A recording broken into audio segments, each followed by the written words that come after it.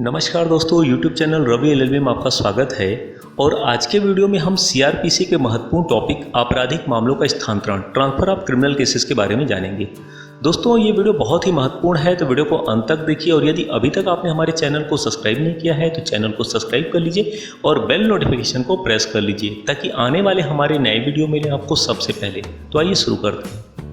Law से related study material बस अब आपके एक क्लिक पर। विजिट करें www.vidikdiary.com।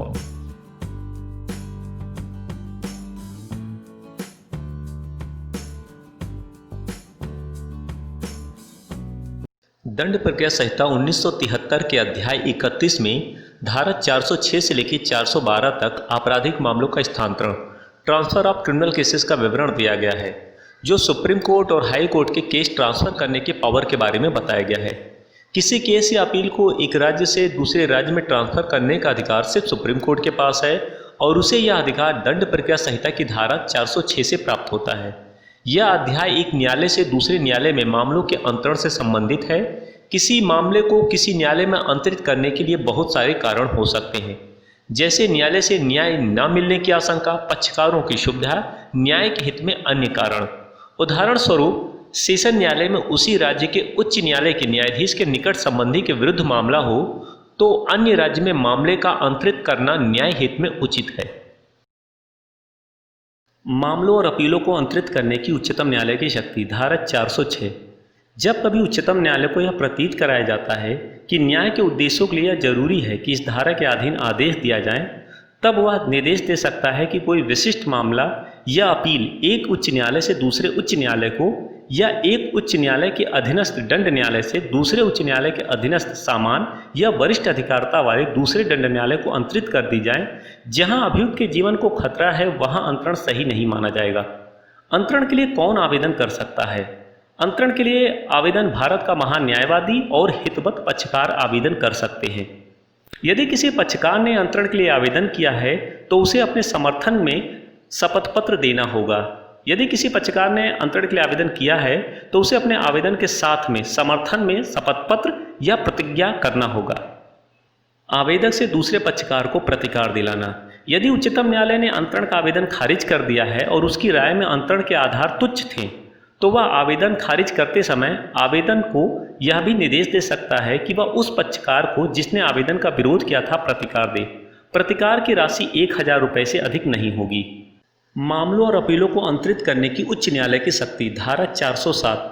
यहाँ आवेदन मामले से संबंधित कोई भी पक्षकार दे सकता है और उसे अपने आवेदन में लिखी गई बातों के लिए शपथ पत्र देना होगा।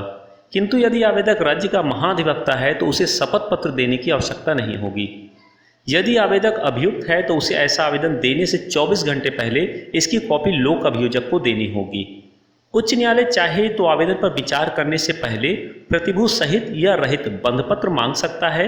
यदि उसका आवेदन खारिज हो जाता है तो वह दूसरे पक्षकार को जो वह निश्चित करे प्रतिकार देगा। यदि आवेदन निचले न्यायालय की रिपोर्ट पर है, कोई न्यायालय स्वयं अपने यहाँ से किसी मामले या अपील को दूसरे न्यायालय को अंतरित करने की रिपोर्ट दे सकता है। ऐसा तब किया जाएगा जब न्यायालय की यह राय है कि वह अन्य कारणों से मामले को स्वयं तय नहीं कर सकता। उच्च न्यायालय स्वयं भी अंतरण का आदेश दे सकता है। अंतरण का आवेदन तय होने तक अधीनस्थ न्यायालय में सुनवाई का स्थगित रहना। उच्च न्यायालय को यह भी शक्ति है कि जब तक आवेदन तय न हो जाए तब तक अधीनस्थ न्यायालय में कुछ मामलों या अपीलों की सुनवाई स्थगित कर दी जाए। इस संबंध में ऐसा आदेश जो वह उचित समझे दे सकता है। न्यायालय द्वारा दूसरे पक्षकार को प्रतिकार दिलाया जा सकेगा, परंतु प्रतिकार की राशि 1000 रुपये से अधिक नहीं होगी। मामलों और अपीलों को अंतरित करने की सेशन न्यायाधीश की शक्ति, धारा 408। सेशन न्यायालय को यह अधिकार है कि वह अपने सेशन खंड के एक न्यायालय से अपने ही सेशन खंड के दूसरे न्यायालय में मामले का अंतरण कर सकता है। यह कार्रवाई किसी पक्षकार के आवेदन पर अथवा स्वयं या अवर न्यायालय की रिपोर्ट पर कर सकता है। सेशन न्यायालय अपने सेशन खंड में स्थित अवर सेशन न्यायालय से अपने ही सेशन खंड में स्थित दूसरे अवर सेशन न्यायालय में मामला अंतरित कर सकता है। इस धारा के अधीन प्रतिकार की राशि 250 रुपये तक हो सकेगी। सेशन न्यायाधीशों द्वारा मामलों और अपीलों का वापस लिया जाना, धारा 409। किसी अन्य न्यायालय से मामले को मंगाकर अपने यहाँ रखना या अन्य न्यायालय को भेजना भी अंतरण कहलाता है। मामले को वापस मंगाने का कार्य प्रशासनिक कार्य है तथा केवल वे ही मामले वापस मंगाए जा सकते हैं जो मंगाने वाले न्यायालय ने उस न्यायालय को पहले कभी निपटारे के लिए भेजे थे। जो मामले किसी न्यायालय में स्वतंत्र रूप से फाइल किए गए हैं उन्हें वापस नहीं मंगाया जा सकता, बल्कि उनके लिए अंतरण की कार्रवाई अपनानी होगी। उपधारा 1, अपर सेशन न्यायाधीश को कोई अंतरित मामला वहां से सेशन न्यायाधीश तब तक ही मंगा सकता है जब तक वह उस मामले की सुनवाई प्रारंभ न कर चुका हो। उपधारा 2, जहां सेशन न्यायाधीश कोई मामला या अपील उपधारा 1 या उपधारा 2 के अधीन वापस मंगाता है या वापस लेता है, वहां यथास्थिति या तो उस मामले को अपने न्यायालय में विचारण कर सकता है या उस अपील को स्वयं सुन सकता है या उसे विचारण या सुनवाई के लिए इस संहिता के उपबंधों के अनुसार दूसरे न्यायालय के हवाले कर सकता है। उपधारा 3, मुख्य न्यायिक मजिस्ट्रेटों द्वारा मामलों का वापस लिया जाना। धारा 410, मुख्य न्यायिक मजिस्ट्रेट को यह शक्ति है कि वह किसी मामले को जो उसने अपने अधीनस्थ किसी मजिस्ट्रेट को भेजा था वापस मंगा ले और या तो उसे स्वयं तय करे या सक्षम मजिस्ट्रेट को तय करने के लिए उसे भेज दे। धारा 410 की उपधारा 1, कोई मुख्य न्यायिक मजिस्ट्रेट किसी मामले को जो उसने धारा 192 की उपधारा 2 के अधीन किसी अन्य मजिस्ट्रेट के हवाले किया था वापस मंगा सकता है और ऐसे मामले की जांच या विचारण स्वयं कर सकता है। उपधारा 2, करोपन बनाम एन मोहन के बाद में अभी निर्धारित किया गया कि मुख्य न्यायिक मजिस्ट्रेट किसी उपखंड मजिस्ट्रेट से उस परिस्थिति में भी मामले को वापस मंगा सकता है जबकि मामले का ट्रायल प्रारंभ हो गया हो। कार्यपालक मजिस्ट्रेटों द्वारा मामले को अपने अधीनस्थ मजिस्ट्रेट के हवाले किया जाना और वापस लिया जाना। धारा 411, कोई जिला मजिस्ट्रेट या उपखंड मजिस्ट्रेट किसी ऐसी कार्रवाई को जो उसके समक्ष आरंभ हो चुकी हो निपटाने के लिए अपने अधीनस्थ किसी मजिस्ट्रेट के हवाले कर सकता है।